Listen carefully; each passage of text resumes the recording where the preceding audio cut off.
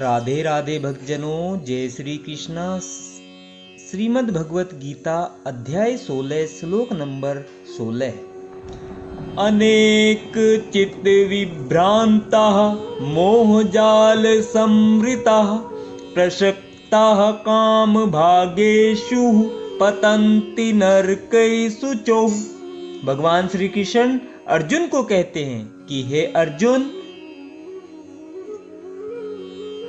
इस प्रकार अनेक चिंताओं से उद्विग्न होकर तथा मोहजाल में बंधकर वे इंद्रिय भोग में अत्यधिक आसक्त हो जाते हैं और नरक में गिरते हैं।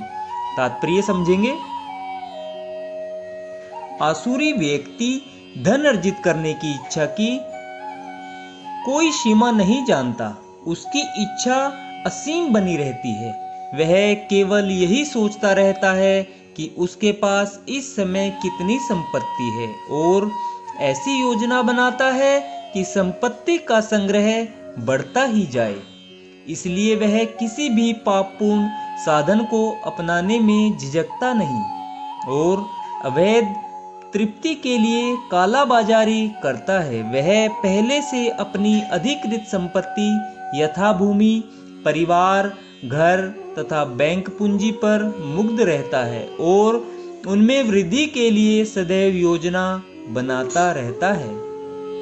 उसे अपनी शक्ति पर ही विश्वास रहता है और वह यह नहीं जानता कि उसे जो लाभ हो रहा है वह उसके पूर्व जन्म के पुण्य कर्मों का फल है। उसे ऐसी वस्तुओं का संचय करने का अवसर इसलिए मिला है, लेकिन उसे पुनर्जन्म के कारणों का कोई बोध नहीं होता। वह यही सोचता है कि उसकी सारी संपत्ति उसके निजी उद्योग से है। आसुरी व्यक्ति अपने बाहुबल पर विश्वास करता है, कर्म के नियम पर नहीं।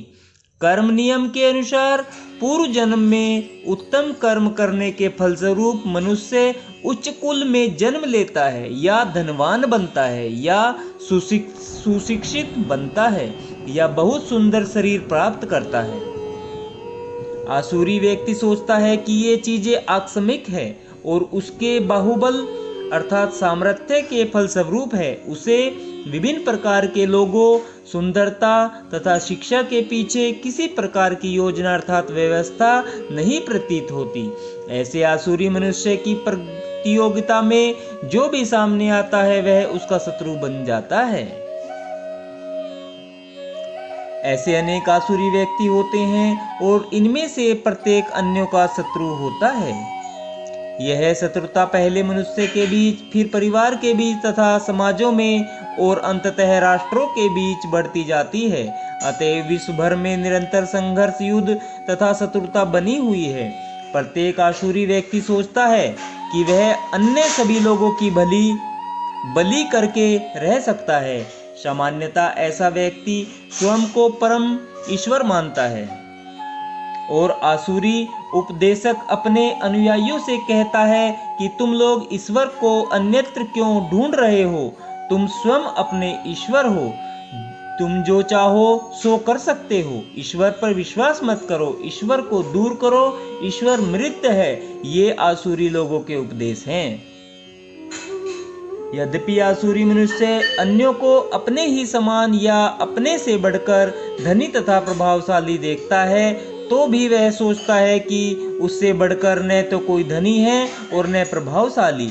जहाँ तक उच्च लोकों में जाने की बात है, वे यज्ञ को संपन्न करने में विश्वास नहीं करते।